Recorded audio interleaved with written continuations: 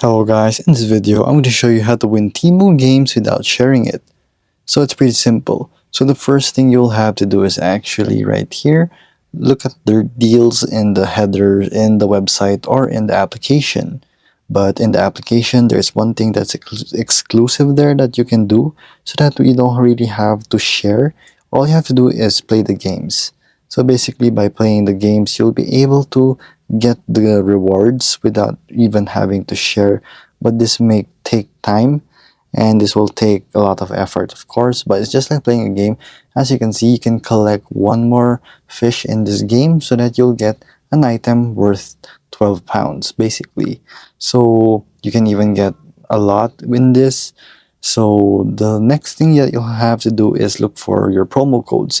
You can just search for it in another website where you'll have to search for Temu promo codes that is regarding what you're buying. So you can also look at the lightning deals right here.